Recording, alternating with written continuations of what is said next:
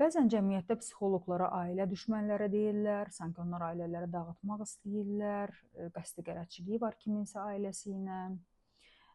Doğrudanmı bu belədir? Yoxsa psixoloqlar insan sağlamlığının qorunmasına xidmət eləyir və yaxud da ki, yeni bir cinayətin yaranmasının qarşısını alır? Gəlin bu suallara aydınlıq gətirək.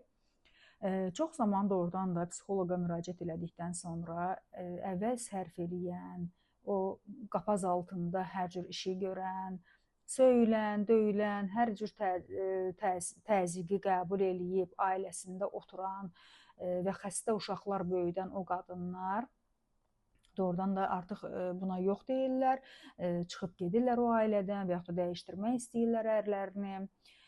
Çünki onlar dəyişdilər artıq və bu cəmiyyətdə bir qəzəbə səbəb olur. Çox zaman kişilər bundan qorxurlar. Çünki əvvəl o kişi xəyanət eləyirdi, çünki əvvəl o kişi onu döyürdü, söyürdü, hər cür onu istifadə eləyirdi, amma qadın susurdu və qadın dözürdü. Psixoloqa gedəndən sonra nə baş verdi? Günah psixoloqdadır. Psixoloq onu yoldan çıxartdı. Dedi ki, o kişi kimdir ki, sən onunla yaşayırsan? Doğrudan mı bu belə baş verir? Ümumiyyətlə, psixoloqun haqqı varmı belə bir söz deməyə? Təbii ki də yox. Təbii ki də psixoloq məsləhət vermir. Psixoloq heç bir ailəni mühakimə etmir. Psixoloqun işi ona müraciət edən insanladır ki, o həmin insanın travmalarını işləyir, onun bastırılmış hissləri ilə məşğul olur, onu sağaltmağa xidmət edir əslində psixoloq ki, özünü tanıtmağa xidmət edir. Sən kimsən? Həyatında nələr yaşamısan və çox zamanda niyə ər və arvad savaşları bitmir?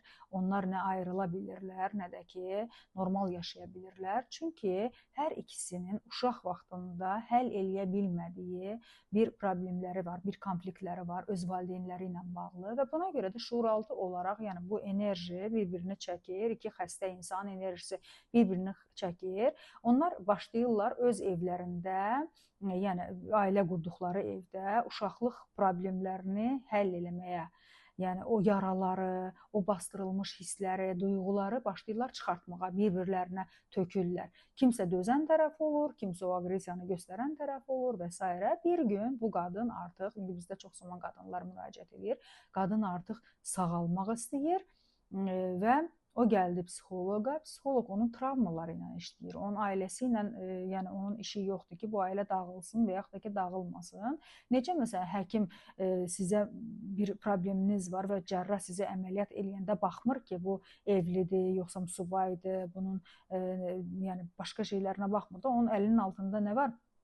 Əməliyyat olunması bir, belə deyim də, bədən üzvləri var ki, həkim onu xilas eləməlidir, onu necəsə sağaltmalıdır, dikməlidir ki, o həyatını davam eləsin. Eyni şeydə psixoloq görür ki, o da bu qadını sağlam həyata qovuşdurmaq istəyir. Çünki qadının sağlamlığı, hələ bunu Hüseyn Cavid demişdi ki, bir qadının sağlamlığı bir cəmiyyətin sağlamlığıdır. Təbii ki, qadın ailədə xəstə olanda o xəstə uşaqlar yetişdirir və biz bunu yeniyetmələrdən də görürük ki, ailədə təzyiqlərə məruz qalmış qadınların uşaqları boynu bükük olur, onlar özgüvənsiz olurlar, onlar çox zaman cürəbəcürə problemlərlə üzləşirlər, nevrozları olur bu insanların və qadın sağalandan sonra o ərini də sağaltmaq istəyir, deyir ki, sən də gedək bir yerdə problemimizi həll eləyək, ailəmizi qoruyaq və çox zaman kişi nə edir? Təhqir eləyir, elə psixoloqu da, o qadını da cürəbəcürə təzyiqlərə məruz qalır qadın və görür ki, artıq o dəyişmir,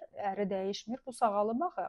Və sağlam bir insan o nevrozla yaşamaq istəmir axı. Məsələn, sağlam olmayan insan mübahisə eləyər, sağlam olmayan insan davaya dözər, sağlam olmayan insan nəyisə sübut eləməyə çalışar. Məsələn, kiminsə paranoy bir əri var, həmişə onu qısqanır ki, sən filan yerdə getdin, filan kəslə yazışdın, filan kəslə mesajlaşdın, hansı ki, yazıq arvad heç bunların heç birini eləmir.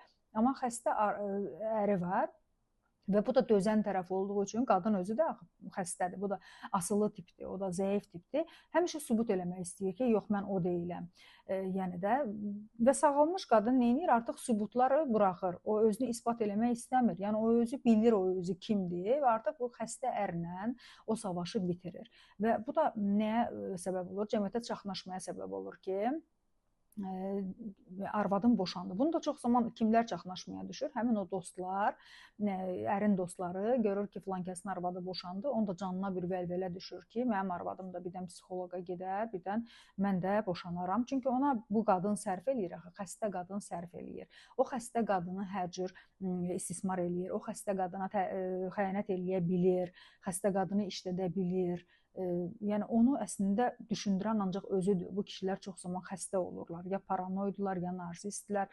Öz uşaqlarını düşünən, ailəsini düşünən kişi təbii ki, o qadını da o vəziyyətə salmayasaydı ki, heç o qadın da psixoloqa məcbur olsun. Yəni sən özün öz qadınını psixoloqa məcbur eləyirsən ki, o sağalmaq istəyir. Bu da insanın bədəninin bir şuuraltının bir funksiyasıdır ki, ona xidmət eləyir ki, yəni sən sağlam ol. Sağlam ol ki, sən uşağına da yaxşı baxa biləsən və sən özün, yəni öz qadınını xəstələndirib göndərirsən psixoloqun yanına və sonra da psixoloqu günahlandırırsan ki, psixoloq ailəni dağıdır.